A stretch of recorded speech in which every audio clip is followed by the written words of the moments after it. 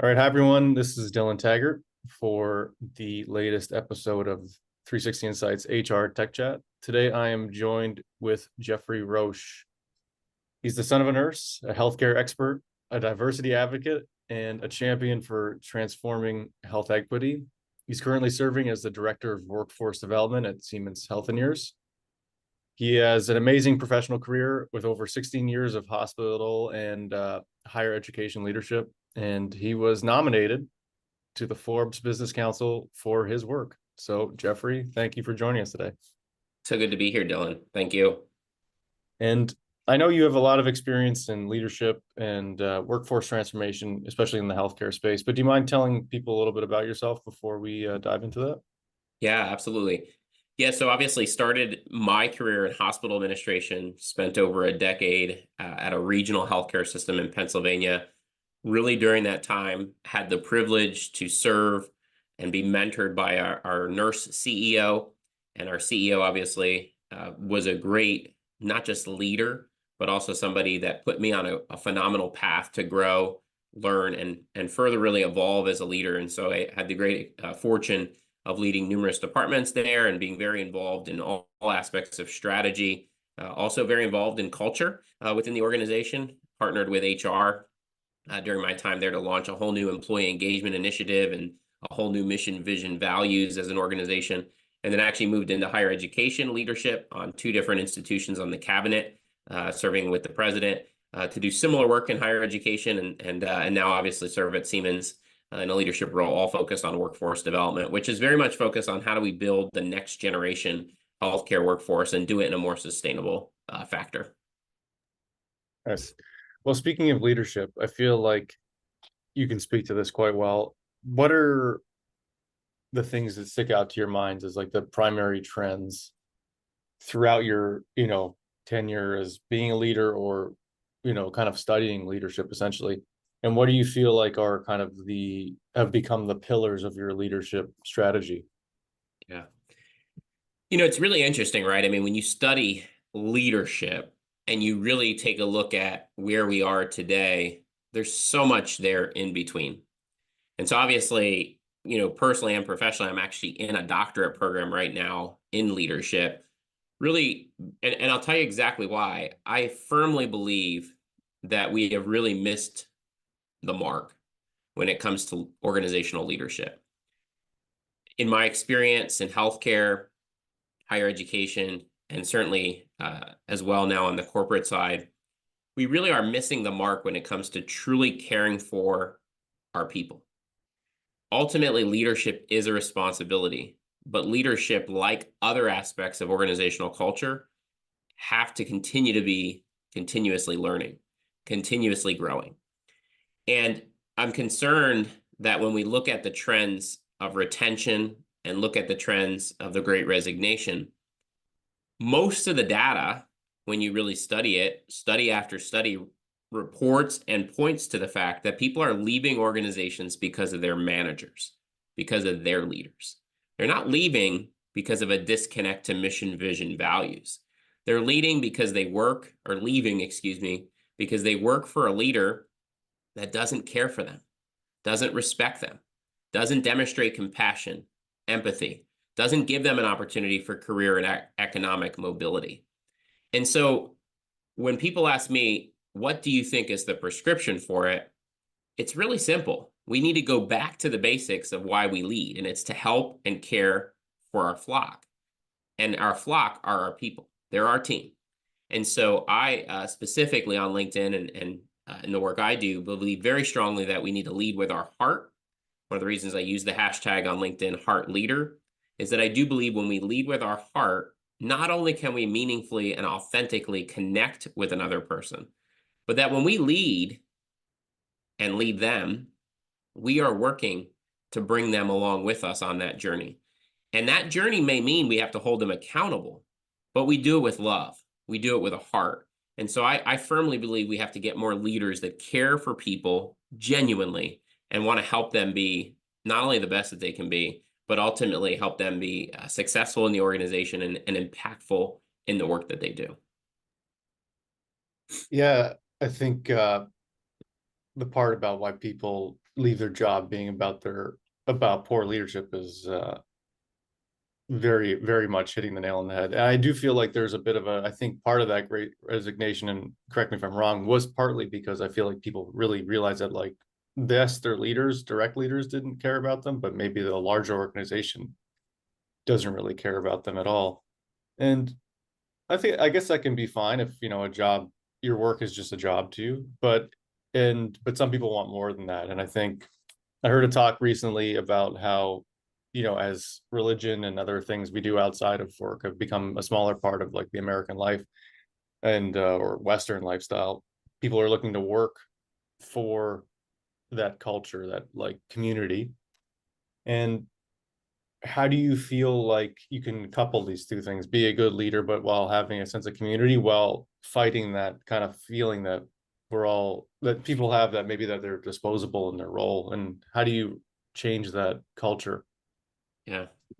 Well, I think we have to first acknowledge the fact that today we have more challenges, particularly with a mental health crisis in the workplace, than we ever have before, too, right? And I call it, for leaders, we have a make it or break it moment.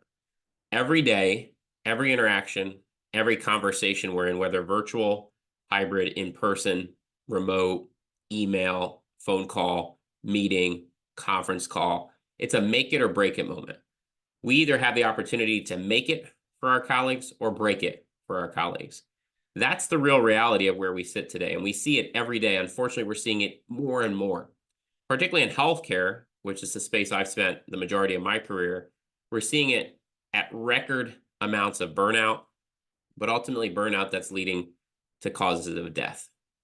And so I hate to be morbid, but we have to be honest about what's truly occurring within our society today. And so I think, to your point, what really is the prescription, right? It does come down to building community, regardless of the fact that, people have, to your point, things that they do in and outside the workplace. If you serve in an organization where community has been built, where you feel psychologically safe, where you feel valued, appreciated, heard, and seen, 9 times out of 10, the data suggests you're not leaving, because you're going to have a manager in that same environment who's going to see you, hear you, value you, appreciate you. I look at it in my own career. The first organization I served in, I talked early on about my CEO. It was not a perfect organization. No organization is perfect. But it was a place where you felt like you belonged. It was a place that cared for you as an employee. And it was a place that allowed me and so many others to flourish and grow. But what was at the DNA of that was people. People. We had a leadership team that truly valued people. I will tell you, though, and I don't say this to be, rude, but across my full experience, areas that I have seen need to do more to care for people generally are in the human resource area, to be honest. Even in many of my experiences, it's really been human resources that has not necessarily gone the extra mile for people. And I think today, in many ways, maybe before we took that for granted, we had great benefits, or we had great, different elements that kept somebody. Today, it's different. We've got 5 different generations in the workplace. Every generation has a different aspect that's important to them. It's not important for us to sit there and dissect what's different. What's important is for us to dissect how we build community with them. And it's important for us to think about how we bring them all together and foster community. And I think too many organizations have people today that are going to sit there and critique, well, this generation doesn't like this, and this one wants to do this. It doesn't matter. You're either going to be with you or they're not going to be with you. And when they're not with you, you're going to be hurting from a retention standpoint. And so we really have to foster building community. Yeah, and I feel like there's always been multiple generations in the workforce, and some of them have been quite different, especially, if you look at the post World War II generation clashing with, like, the late baby boomer generation, like those people working together, in a factory or whatever, you're going to have very differing opinions. But I do feel like what do you feel like are often, if you look at the two oldest generations in the workforce, Gen Z and let's say boomers, I guess it would be, where are they missing the mark and where do they overlap? And how can they interact better, I guess? Because some of those are going to be in leadership positions and some of those are going to be in entry level positions. So how does that all work? Yeah. So I think, if you look at healthcare specifically, again, it's the industry that I know the most. We've got 5 different generations, and generally we've got 2 of the more seasoned generations still in leadership. And, at a national level, when I go to national meetings and national convenings, these topics come up. And what I'm generally hearing a lot of so-called leaders talk about is, oh, these younger generations, they're not going to stay. So why should we be focused on this? They want to get new jobs. They're impatient. They don't want to, they don't want to show up to work. They're not, look, here's the reality. And I tell this to people all the time. If that's how you come to the party, you might as well not show up, because the reality of it is we're not going to change the generations. But what we can change is how we think about them, and we can break bread with them. And so what I think is critical is that, if you look at some work that organizations have done in this space, organizations that have thought about this from a people first perspective have realized create mentorship programs, create ways to engage them in a way that gives back. And at the same time is worthwhile for both. I look at my organization early on in my hospital system. The best leaders I had were actually people that were baby boomers, or, even before that, other generations. And as a leader, I've led multiple generations. And some of those experiences didn't always start off exactly right. I'll give you an example. I had a colleague once that was reporting to me. He had been reorged several times in his tenure, and his last reorg was to me. And the first conversation we had, this was a gentleman well into his upper 50s. I, at the time, was in my 20s. The first conversation we had was, what are you going to teach me, young man? I've been through this way before you. And I remember sitting there and channeling in my mind, because I had been mentored by somebody who wasn't too far off of his age, our CEO. And I remember thinking to myself, I've got 2 roads to choose here. Either I'm going to choose the command and control road, which is a leadership thing that oftentimes other generations have chosen, where we bark and declare our orders and expect people to follow, or I'm going to choose that transformational model, which is to say to him, give me an opportunity. You haven't even seen what we could accomplish together. And I chose that path. And that path became absolutely transformational, not just for him, for our organization, and also for me, because I learned a lot from him. We learned a lot together. And ultimately, he built a phenomenal program that had impact that, when I look back, in his own words, wouldn't have happened if I wasn't his leader. But it was a joint effort. It wasn't me, it wasn't him, it was us. And so I think we have to really channel that element of us. This is community. And I think when we do that, we have so much more we can accomplish together.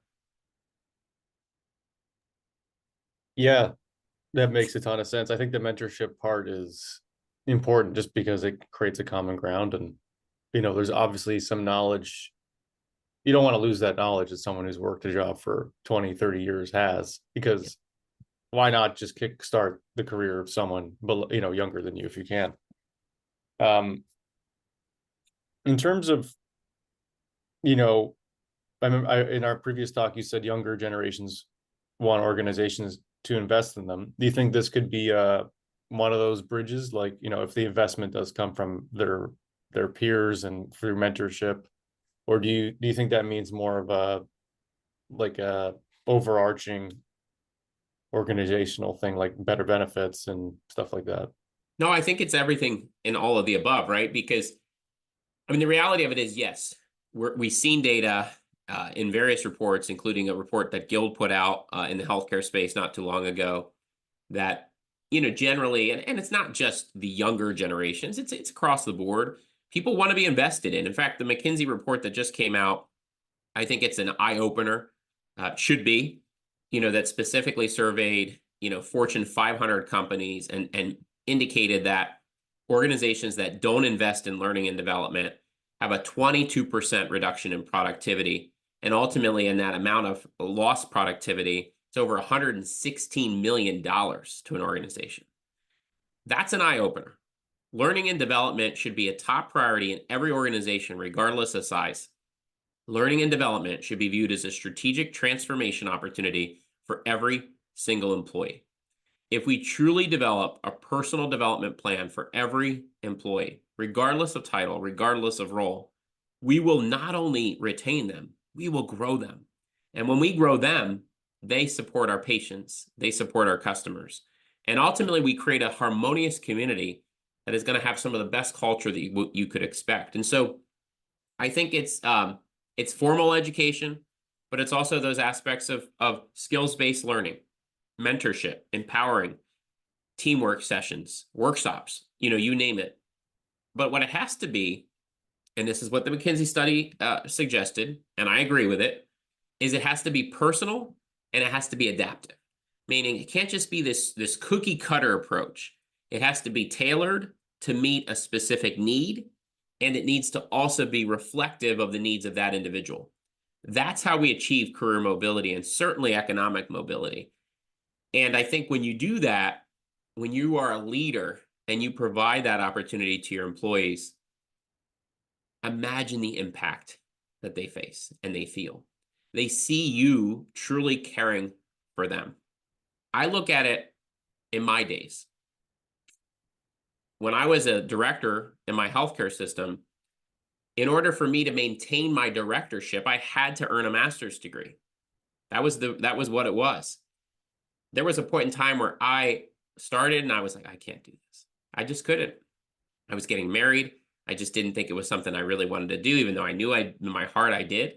But it was my leader, my senior vice president, who said to me, you can do it.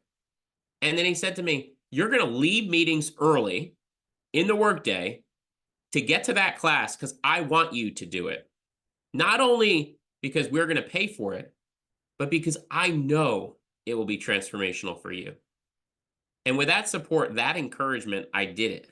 And then went on to serve many more years there. And I felt committed to them because they were committed to me. And I fear that in so much these days, we've treated people like a number in so many organizations. And I've served in organizations that treat and have treated me like a number. And it's not a healthy environment. We've got to get back to caring for one another, helping one another on that journey in life, and being there to help them achieve what they fear or feel may be the impossible, but helping them make it the possible. Yeah, that's very well put. And I do feel like kind of the number thing, the feeling of being a number is something I hear a lot from people people not in these interviews, but just talking to my friends. And, it's obviously anecdotal, but I felt it too. It's a switching, maybe the generation of millennials is not going to be convinced, but maybe younger generations will be. But I do think it's going to require a major reframing, to make it feel like, the game isn't really rigged against you in a sense, where you're more than just a number. And I think it is through, definitely through the programs you mentioned. But for someone who is maybe looking to implement something like this, and they're maybe want to encourage their boss or their leadership to initiate like this kind of learning program and development program that you think you've been saying is vital, which and people really want, how would you propose it to someone? Like, how much time out of the week should they be taking? Obviously this is going to be on average, and how do you justify the cost to someone who maybe isn't convinced? Look, I mean, to your point, right? The CFOs of the world are always going to pay attention to the cost. The question is what costs us too much to invest in our people? Ultimately, every organization is going to budget generally some aspect of resources for learning and development. The challenge we've historically had is we budget far too low in those respective areas in every industry, significantly too low. In healthcare, I would argue in many cases, it's less than 1% of the entire budget is being allocated to learning and development. Then we wonder why we have culture challenges. Then we wonder why we have retention challenges. And the data today suggests that it's more than just pay. Certainly it's benefits, it's experience, it's how they feel, it's are they being invested in.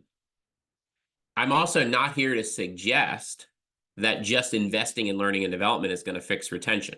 That's not what I'm suggesting. What I'm suggesting, and what I believe very strongly, is that if we build cultures of learning and development in organizations in every industry, we will fix retention and culture because we will build a learning organization, an organization where at all levels of the organization, we are always learning. We are always growing. We've seen evidence of this, actually. We've seen some large organizations that truly invest. CVS Health is one, actually, that has been regarded many, many times as being an organization. Aetna, for many, many years under Mark Bertolini, a true authentic leader who was very well regarded for his leadership, specifically investing in people, those types of things. We've seen other examples. Microsoft over the years has been, heralded in some of the earlier days, particularly for some of these things. We've got to really realize that it's a much bigger opportunity, but it is truly transformational. And so I can't say to you what should that number exactly be, but what I will say is it has to be equitable. It has to be applicable to all, meaning you can't just focus on leaders, because that's what a lot of organizations do. Directors, managers, and up get it, but the rest of the team doesn't. Nope, that doesn't work. It's got to be everybody. Everyone has to have a chance, because you know what? You don't know if that housekeeper, that food service worker, that environmental services aide could be the future CEO. And I would hope that as leaders, we want to make that possible. I look at my former senior vice president. He was in healthcare for 40 years before he retired a couple years ago. And I had the privilege of working with him for about 10. He started in food services, made his way all the way up to one of the highest ranked positions at our healthcare system. But he was the most humble leader you would have ever experienced. He never forgot where he came from. And he also never forgot the power of education, learning, and development. And he stood for that and was committed to that for everyone that reported to him. And it was no wonder why his areas of responsibility had the highest employee engagement every year, year after year. And I'll never forget HR once saying this, I just don't get it. You guys always have it. And I said to them, maybe you should just pay attention to the people and focus on the people, and you'll see exactly why we have it. And so it's those types of things that just make a huge difference. Yeah, and in that way you put it of building a learning organization, I feel like in healthcare that's very translatable, just because so many hospitals and institutions are also like learning institutions simultaneously. And I think people really do gravitate towards that because it feels like there's something happening. I think a lot of people want change and want to not be stagnant. So how do you build something like that that's inclusive, that is maintainable, that is not maybe moving? Is what does there have to be some sort of regulation of the pace of which it's moving, so you're not, you're including as many people as possible in this kind of I don't want to say high speed learning process, but like in this organization that always has a forward momentum? And how do you maintain that without maybe ostracizing certain populations of your workers? Yeah. Well, I mean, what you have to do is you have to align role to kind of a career architecture stackability that both has a skill perspective to it and a growth perspective. So the investment to really make sure the architecture is there is really, really important. Creating career mobility pathways. In healthcare, that has not historically been very well done. We generally have chutes and ladders. We don't actually have actual pathways. But we see many organizations today really thinking about this and doing incredible work to build pathways. So if you come in as in this role, how do you stack to this role? What does it take to get to that role? What does it take to get to this role? That's super important, and it has to be very clear, because for you as the employee, you want to see that you have a forward opportunity. Not everybody. Some people are comfortable, doing whatever work that they do and not necessarily having that forward mobility. But we know the younger generations absolutely, positively want to know. And you know what? We owe it to the entire community for everybody to at least know. And so you've got to have that. And it takes time. To your point, it does take investment. But what we know is that, I'll give you the IT sector. Certainly I haven't worked in IT, but those that I know very well that have worked in IT have told me it's just a very incredibly well understood mobility pathway. Different certifications get you this certification gets you this. It's clear. They're tracks. We need that in every aspect of our industry, and we need it in every area of our society, because it does create a clear pathway, and then those that are visual learners can understand how you get there as well. So you got to invest in that. And then from a leadership standpoint, when we meet with our teams, we've got to have honest conversations together about what that means. In my former healthcare system, I'm not that old, I'm a millennial, but we were doing that kind of stuff because I had a personal development plan. And every 6 months, my PDP was reviewed with my senior vice president. And at every 6-month mark, we looked at what else would I do to grow? What else should I do to grow? What could I be working on? What would allow me to get this versus this? And I'll tell you, in my entire decade there were so many parts of that PDP that I saw realized. When I was promoted, when I was asked to take on new departments, when I was asked to have additional FTEs, so many things that were intentional aspects of the PDP were so much like a career mobility pathway. And so we can do it.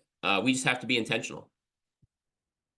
And I feel like part of that, concept of being intentional needs to, I feel like there does need to be a bit of a sandbox around it, because if you do look at healthcare, and obviously this is just someone looking at it from the outside, and other industries that are equally as competitive, how do you kind of create that environment of constant learning, constant growth, without creating an overly competitive environment where then you're pushing people too far, and then maybe a culture of burnout becomes the norm, because it's just, one person's going to push it, and after a while you're into a situation where it's an unsustainable, maybe one person set the bar too high, and then you're just in this unsustainable period of growth, and then you have like people working 20-hour shifts, and that's seen as like a rite of passage or something, even though isn't this the case in healthcare? Maybe I got the story wrong, that the guy who did that thing where he's like, the reason doctors go through that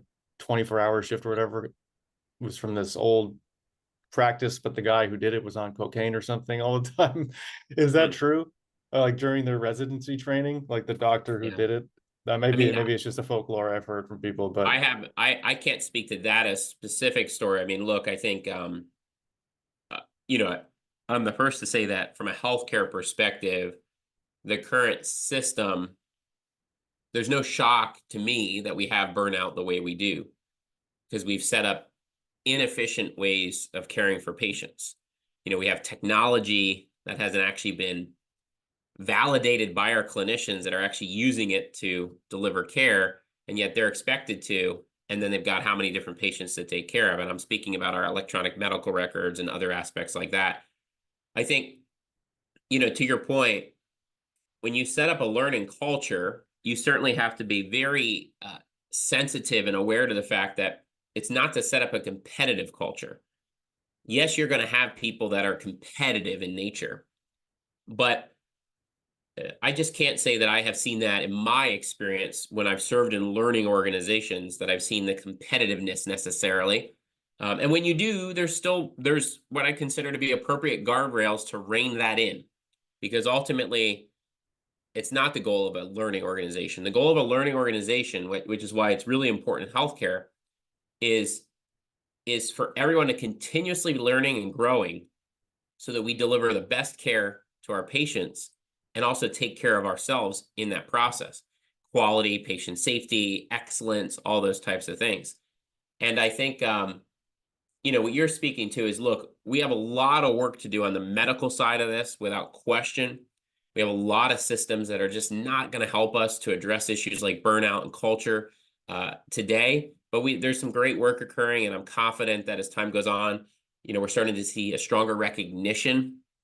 I look at I don't know if you heard of this book. I super excited. I haven't read it yet, but Just One Heart, for example, just came out.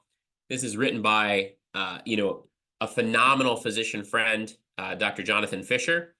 Dr. Fisher is a leading voice on issues of wellness, burnout, and mindfulness in healthcare. And Dr. Fisher has been leading efforts at his healthcare system, Novant Health, to address some of these issues. And so I think what I'm encouraged is when we see people in the trenches telling us and learning about those challenges that are going to put forward their ideas to fix it, I'm confident that we're going to see a much different process in the future. What we have to realize is that ultimately these issues of burnout, these issues of culture, affect every aspect of who we are, our mind, our body, and our spirit. And so we've got to address them. And so I'm encouraged by, people like Dr. Fisher that are doing incredible work. Yeah, I think also it's a net positive for everyone. Everyone feels like they're not wondering, how long has this person been working is about to cut me open or do whatever. Yeah. Maybe this is, you can take this from a real life experience, but let's say, and this will be my final question before we wrap up, but let's say someone was like, okay, Geoffrey, I'm opening up my hospital. You're going to be in charge of all this. And I want to make sure we prevent burnout, prevent people from leaving the organization because of their boss, and kind of using all the tenets you've been speaking about. On day one or week one, what are the first things you're doing to set that up before you start hiring anyone? Like, what are your what's the framework you're putting in place in this new organization? You're saying before there's people hired? Or let's say whatever makes the most sense for this example, because you know the industry better than I do. So yeah, I mean, look, I think that the most important thing that I would do is I would intentionally, actively listen to everyone on the front lines. I think that's where in healthcare, not unlike other industries, we've really faltered in so much of this. We need to listen to them. We need to hear them. What are the challenges, the concerns, the aspects of the workplace that don't allow them to be as successful as they need to be? What are the aspects of the workplace that hinder them from a mind, body, spirit perspective that's contributing to burnout? Is it technology? Is it people? Is it workflows? We need to listen to them. And that's what I would do. I would focus on really actively and intentionally spending time with them. I think leaders, we've heard it and talked about like walking around leadership and different models, but we've got to be with our people, and we've got to actually listen to them and then act on it. I think far too often we're making decisions on profits. We're making decisions on things that are not necessarily of utmost interest. Yes, organizations need to be sustainable. I absolutely get it. But you can't be sustainable if your people aren't sustainable. And so that's really how I would lead differently. And the final thing I would just say is, one of the things I regularly talk about in healthcare is, we've got to get our boards, our trustees, and our shareholders, for those that are on the for-profit side, to understand that people are also a part of that fiduciary responsibility. While a board is responsible for the future, making sure the organization is sustainable on a financial and healthcare quality, for example, is super important. Growth. So are people, because you can't achieve any of those other aspects of fiduciary responsibility without people. And so people have to be at the center of every decision, both those that we serve and those that we serve with, to serve those that we serve. That's what I would do differently. Interesting. And sorry, I know I said that was the last question, but you brought up something that I'm curious to know the answer of. When you do bring these concepts to people on the for-profit side, like the board of directors, the shareholders, etc. Are they very receptive to this? Do they see that there's this cultural change happening and that it's like in their best interest, longevity wise, to do it? Or are they really only just seeing the short-term margins here? I think it all depends. I'll say that I think in healthcare, generally, and it's probably not uncommon even in a lot of other boards, keep in mind a lot of the boards kind of form themselves, right? And they just add other people onto the boards that they feel would be good to serve there. And so in healthcare, for example, less than I think it's either 2 or 3% of all healthcare system boards have a nurse on there. There's always a doctor on there, but never or rarely a nurse. And yet nurses are the largest workforce in every healthcare system. And so, boards have a lot of work to do to truly make sure they're hearing the voices of those most impacted by their decisions. And I think we need to do that. And the other piece I would just add is we've got to diversify boards too. Boards need to reflect the stakeholders they serve. And the stakeholders they serve are also employees. And so they need to reflect the voices of that. And so diversity, equity, inclusion, and belonging, just as it's important in an organization, and yes, you heard me say that. So for those organizations that are not investing in that right now because they're afraid of the politics of it, they're hurting the people, but the boards also have to prioritize diversity, equity, inclusion, and belonging too, because the more diverse the board, the better chance we'll actually have voices heard. And so we've got to have that occur too. And so I think, Dylan, it's, there are some that are doing incredibly well. We still have a lot of work to do, particularly in healthcare when it comes to boards. And it's super important that we continue to do it.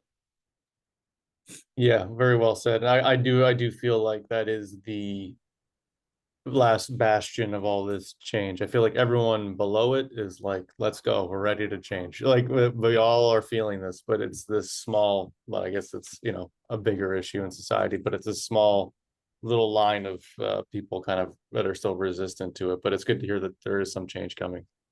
Absolutely. Listen, Geoffrey, thank you so much. It's been a fascinating talk. And why don't you tell people a bit about what's going on for you in the future and where they can Yeah. be in touch if they're able to reach out to you? Yeah, no, absolutely. Happy to connect with anybody. Great place to follow me and connect with me on LinkedIn. You'll see obviously different places that I'm speaking and engaging there. Just check me out, Geoffrey M. Roche on LinkedIn. Happy to connect. Awesome. Well, thank you so much. And thank you everyone for tuning in, and I'll see you next time.